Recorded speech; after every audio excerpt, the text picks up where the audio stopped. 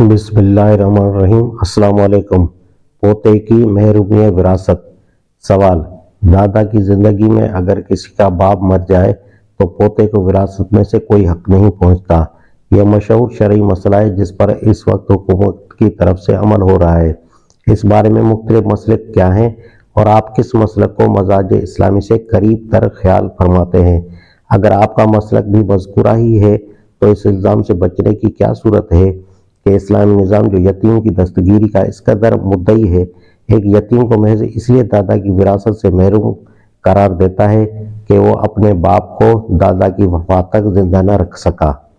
जवाब: फुक़हाए इस्लाम में यह मुत्तफ़िका मसला है कि दादा की मौजूदगी में जिस पोते का बाप मर गया हो वो वारिस नहीं होता, बल्कि वारिस उसके चचा होते हैं। अगरचे अभी तक मुझे कुरान व हदीस में कोई ऐसा सरी हुक्म नहीं मिला जिसे फुक़हा के इस मुत्तफ़िका फैसले की बिना पर करार दिया जा सके, लेकिन बजाय खुद ये बात के फुक़हाए उम्मत सल्फ से खल्फ तक इस पर मुत्तफ़िक हैं, इसको इतना कवी कर देती है कि इसके खिलाफ कोई राय देना मुश्किल है। वैसे भी ये बात माकूल मालूम होती है क्योंकि पोता बहरहाल अपने बाप के वास्ते ही से दादा के माल में हकदार हो सकता है, न कि बराह रास्त खुद। इसी तरह बहू अपने शोहर के वास्ते से खुसर के माल में से हिस्सा पा सकती है, न कि बराह रास्त खुद। अगर एक शख्स का बेटा उसकी ज़िंदगी में मर जाए और वो शादीशुदा न हो तो आप खुद मानेंगे कि उसका हिस्सा साक़त हो जाएगा। ये नहीं होगा कि बाप के मरने पर उसके तरके में से उसके फौतशुदा बेटे का हिस्सा भी निकाला जाए और फिर उस बेटे की मीरास उसकी माँ और उसके भाइयों वगैरह को पहुंचाई जाए।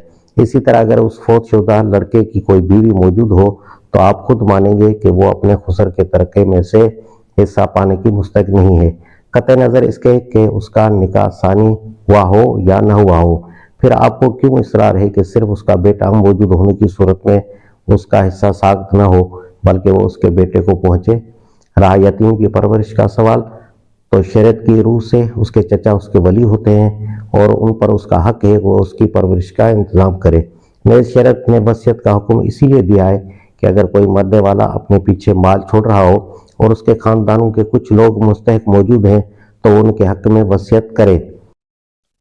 1/3 हिस्सा माल की हद तक वो वसीयत कर सकता है और इसमें यह गुंजाइश मौजूद है कि अगर वो कोई यतीम पोता छोड़ रहा है या कोई बेवा बहू छोड़ रहा है जो बेसहारा हो या कोई बेवा भावज या गरीब भाई या बेवा बहन छोड़ रहा है तो उनके लिए वसीयत कर जाए। ये गुंजाइश इसीलिए रखी गई है कि कानूनी वारसों के सिवा खानदान में जो लोग मदद के मोहताज हों उनकी मदद का इंतज़ाम किया जा सके।